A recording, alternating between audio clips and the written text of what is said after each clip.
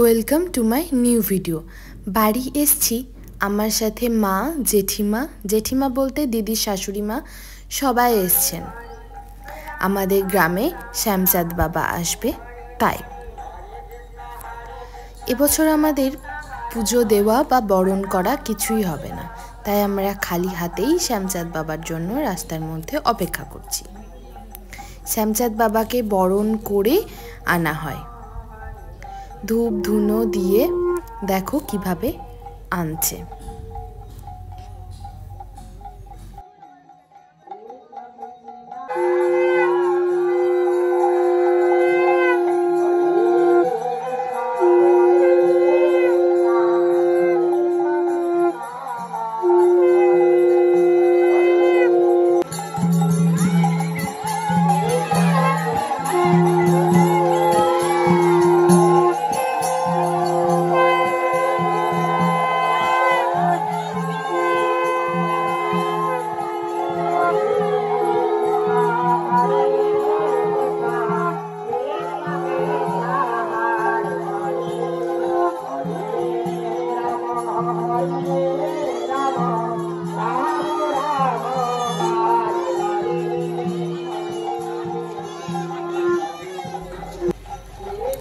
মামা ভাগ্নেকে কোলে নিয়ে দুষ্টুমি করছে, ভাগ্নে কিছুতেই মামার কাছে আসবে না।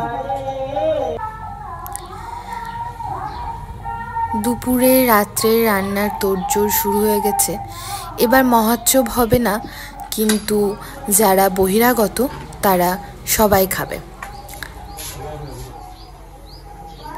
গ্রামের কেউ নয়, বাইরে থেকে যারা কীর্তন শুনতে আসবেন তারাই খাবে।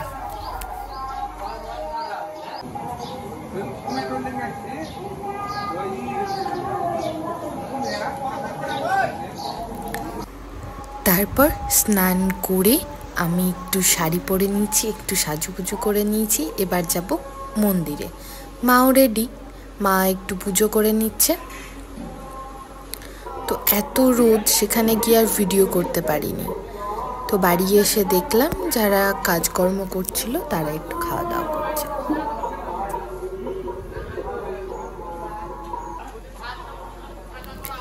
আমাদের এবার পুজো দেওয়া হবে না, কারণ আমাদের দাদু আমাদের মাঝে আর নেই। তো এক বছর তো পুজো টুজো কিছুই দেওয়া হয় না, তাই চলো সবাই রেডি, আমরা তোমাদের ঘুরিয়ে নিয়ে আসি শ্যামচাঁদ বাবার মন্দির, শ্যামচাঁদ বাবার দর্শন করিয়ে নিয়ে আসি।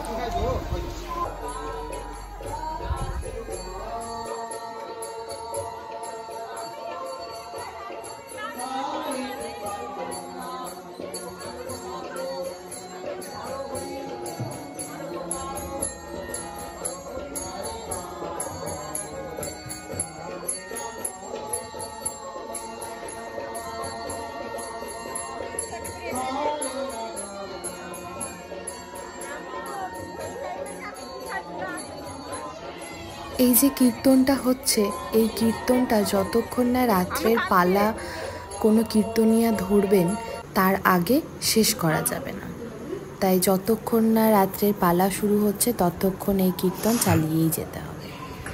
মা জেঠিমা খেয়ে নিচ্ছে।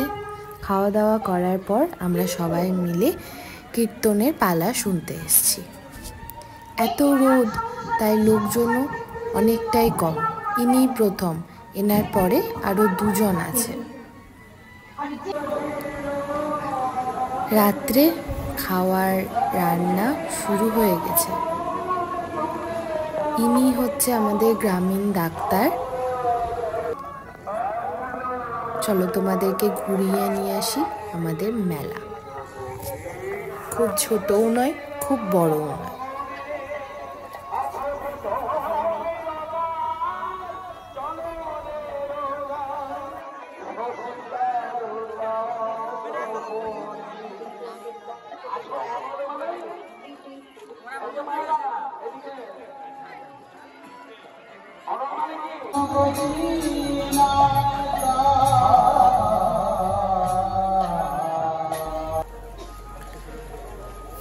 মন্দির থেকে এসে একটু দেরি হয়ে গেছে, খাওয়া দাওয়া শুরু করে দিয়েছে তাই এরা। বাইরে থেকে যারা এসছেন কীর্তন শুনতে তারা রাত্রে খাওয়া দাওয়া করবেন। সারা রাত কীর্তন হবে, তাই যাতে কারো অসুবিধা না হয় তাই সেখানে ডাক্তারের ব্যবস্থা, জল, চা, খাবার সবই ব্যবস্থা করা হয়।